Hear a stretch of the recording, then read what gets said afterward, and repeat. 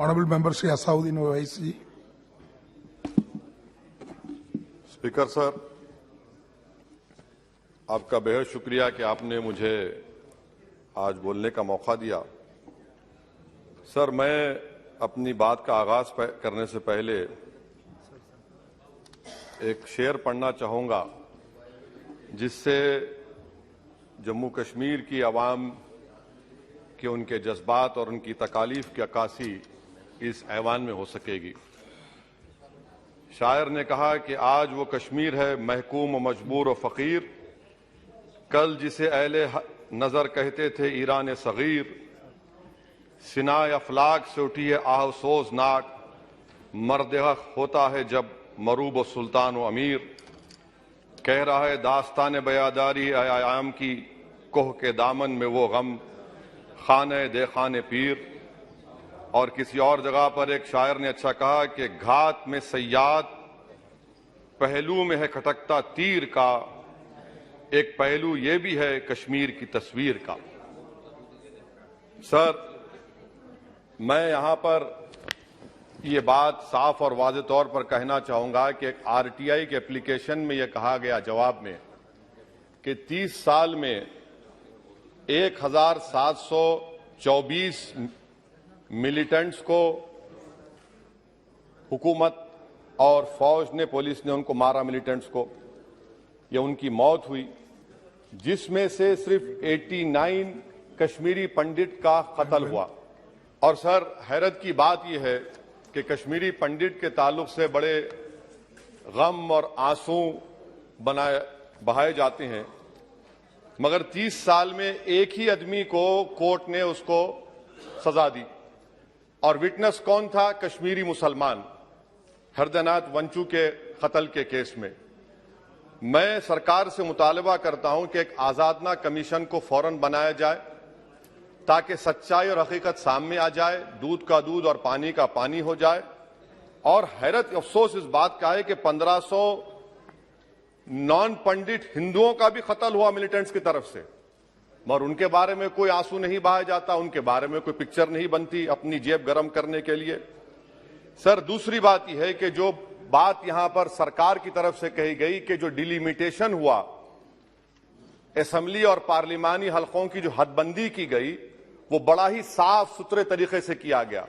कितना साफ सुथरा था देखिए सर, अनंतनाग को उन्होंने मिला दिया पूंछ और राजौरी से, इतना साफ सुथरा था कि साउथ कश्मीर एक ऐसा इलाका है जो कंप्लीट एथनिकली कश्मीरी है, वहां से आप उसको मिला दिए पूंछ और राजौरी में। अगर दिसंबर में इंतखाबात होंगे तो मुगल रोड तो बंद होगी, तो किसी को आना है तो डोडा, उधमपुर, जम्मू, पूंछ से उसको आना पड़ेगा। कितने डिस्ट्रिक्ट क्रॉस करेंगे? यह आपका साफ सुथरा मुजाहरा है। तीसरी बात यह है कि सर, मैं मोहतरमा फाइनेंस मिनिस्टर साहिबा जब जवाब देंगे, वो उस ऐवान के जरिए पूरे मुल्क को बता दें कि आपने दफा 370 को, आर्टिकल 370 को हटाने के बाद आपने कहा था कि हर मर्ज का इलाज हो जाएगा। मर्ज का इलाज नहीं हुआ, मर्ज बढ़ गया। जो मर्ज नहीं था पहले, वो मर्ज बढ़ चुका है। मैं आपके जरिए से मोहतरमा फाइनेंस मिनिस्टर साहिबा से जानना चाहूंगा कि इस ऐवान पर आप रख दें कि कितना एक पैसा इन्वेस्ट हुआ नहीं हुआ। एमओयू की बात मत करिए, कागजात तो बहुत निकलेंगे, मगर एमओयू नहीं बल्कि एक पैसा कितना आपने इन्वेस्ट कश्मीर में करवाया। दूसरी बात यह है सर, एक तरफ सरकार बोलती है हम प्राइवेटाइज करेंगे पूरे मुल्क में, एलआईसी और सब चीज, मगर यहां पर हॉर्टिकल्चर को पब्लिक सेक्टर अंडरटेकिंग बना दिया गया। जो कश्मीरी अपना सेब बेचता था, आप उसको कह रहे हैं नहीं अब हम पीएसयू बना दिए। यह आपका साफ सुथरा और आपकी राह दिखाता है।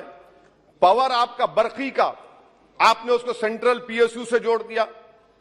तीसरी बात यह सर, आपकी इकोनॉमिक पॉलिसी है क्या फिर कश्मीर के लिए?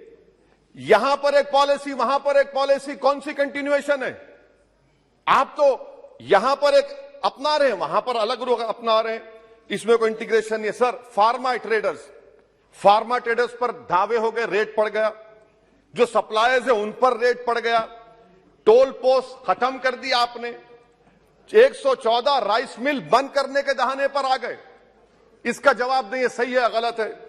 अच्छा सर, फिर आप देखिए कि एक और बात मैं आपके गोशे गुजार करना चाह रहा हूं कि इकोनॉमिक डिपेंडेंस आप इतना कर दे रहे कश्मीरियों के ऊपर। यानी आप कल ये बताएंगे, मैं खत्म कर रहा हूं सर, कल आप ये बताएंगे कि नहीं नहीं हमने तो इतना पैसा दिया था। सर कि आप ये इकोनॉमिक पॉलिसी क्या है आपकी? और अनएम्प्लॉयमेंट कितना है सर कश्मीर में आज? अनएम्प्लॉयमेंट सर आज कश्मीर में 7.2% है। ऑल इंडिया पूरे भारत में ज्यादा अनएम्प्लॉयमेंट है। तो 370 निकाल के आपने क्या किया सर? अनएम्प्लॉयमेंट वहां और बढ़ गया। अच्छा सर, ये और एक बात आपसे कर रहा हूं, JKIDC सर, ये JKIDC ऐसा आपने एक शैतान को बना दिया आपने, वहां पर एक शैतान को क्रिएट कर दिया आपने JKIDC को। और जमीन किसी की भी ली जा सकती है, पुलिस साथ रहेगी और उसके फैसले को कोर्ट में चैलेंज नहीं किया जाएगा। ये जमहूरियत है ना, जमहूरियत में गलत फैसलों को कोर्ट में चैलेंज करेंगे, माने जमीन किसकी भी ले लेंगे, पुलिस को ऑफिसर साथ देंगे। तो इसीलिए सर हम ये कहना चाह रहे हैं कि हर एतबार से आपने वहां पर कोई गलत पॉलिसी की और अखलाकी तौर पर, आईनी तौर पर कन्वेंशन जो है, ये बजट को यहां नहीं डिबेट करना चाहिए। इस बजट को तो वहां के मुंतखब शुदा अवामी नुमाइंदों को बहस करनी चाहिए। यहां पार्लियामेंट में बैठकर हम एक जम्मू का, कश्मीर का कैसे बजट पास करेंगे? तो गैर अखलाकी बात है, कन्वेंशन के खिलाफ है और इसको बताता है कि आपका मंशा और मकसद क्या है, कि आप यहां पर कठपुतली की तरह कंट्रोल करना चाह रहे हैं। और क्या कश्मीर में मिलिटेंट्स एक्टिविटी नहीं, लोग नहीं मर रहे वहां पर, सिविलियन कैजुअलिटीज नहीं हो रही, बराबर हो रही है वहां पर। तो इसीलिए सर हम आपसे अपील कर रहे कि आप इन हालात को, खत्म कर रहा हूं सर, इन हालात को देखिए।